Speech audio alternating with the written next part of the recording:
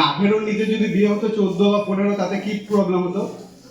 মানে সরকার কি জন্য 18টা করেছে? সরকারের কি মানে তোমরা 14 বা 13 বছরে বিয়ে করবে, সরকারের কি প্রবলেম?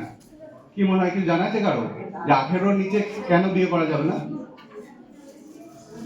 ঠিক আছে বলি, 18-র নিচে একটা মেয়ে, ঠিক আছে, মানসিক এবং শারীরিকভাবে সে প্রস্তুত নয়।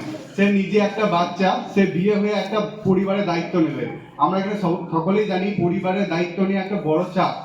সেই জন্য সরকার 18 বছরটাকে ঠিক করেছে যে 18 বছরের নিচে কোনোরকম যেন বিয়ে না হয়। ঠিক আছে, এবার তোমরা হচ্ছে আমাদের ভবিষ্যৎ প্রজন্ম, তোমরা আমাদের দেশটাকে আগিয়ে নিয়ে যাবে।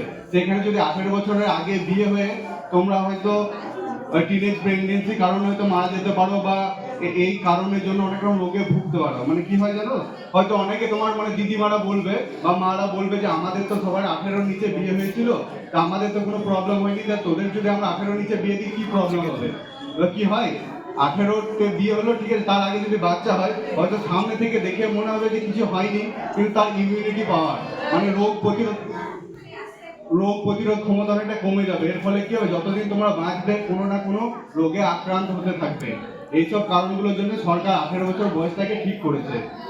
এছাড়াও এই অ্যাডোলেসেন্ট পিরিয়ড, এই যে 10 থেকে 19 বছর সময়, এই টাইমটা খুব ক্রুশিয়াল ভাইটাল টাইম। এই কারণটা হচ্ছে মানে এই যে এই বয়সের মধ্যে তোমাদের রাগ, ঠিক আছে, দুঃখ সবকিছু বড়দের মতো হয়। মানে সবই মনে হবে খুব বেশি এবার বড়দের মতো হয়, কিন্তু কি হয় জানো, আমাদের বড়দের যে ক্যাপাসিটিটা থাকে যে আমাদের রাগ বা দুঃখ হলে আমরা যেভাবে সামলাবো, তোমরা কিন্তু 18 বছরের নিচে সেই ক্ষমতাটা হয় না, সেই কোপিং মেকানিজমটা তোমাদের মধ্যে আসে না। ওই জন্য তোমরা কোনো একটা বড় স্টেপ নিয়ে নাও, হয়তো পালিয়ে বিয়ে করা হতে পারে বা সুসাইড হতে পারে। এই জিনিসগুলো এই বয়সের মধ্যে দেখা যায়, এই জন্য এই বয়সের জন্য এই প্রোগ্রামগুলো করা। ঠিক আছে, তাই তোমরা দিদি যেগুলো বললো তোমরা মন দিয়ে শুনবে, সেগুলো মনে রাখবে এবং বাড়িতে গিয়ে সেগুলো আলোচনা করবে।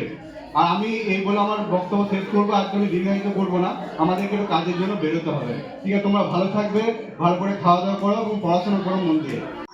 আজকে মূলত এই যে সিনি থেকে যে বাল্য বিবাহ রোধ, বাল্যশ্রম বা বিভিন্ন অপুষ্টিজনিত যে ইয়েতে ভুগছে, সেই সব বিষয়ে একটা অ্যাওয়ারনেস ক্যাম্প আমার স্কুলে হওয়ার জন্য আমি খুব গর্বিত এবং গর্ববোধ করছি।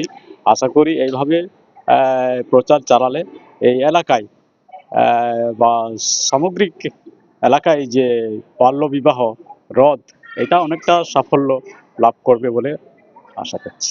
আপনার নাম? আমার নাম জয়ধন টুডু, রসা রাজলক্ষ্মী উচ্চ বিদ্যালয়ের ভারপ্রাপ্ত প্রধান শিক্ষক।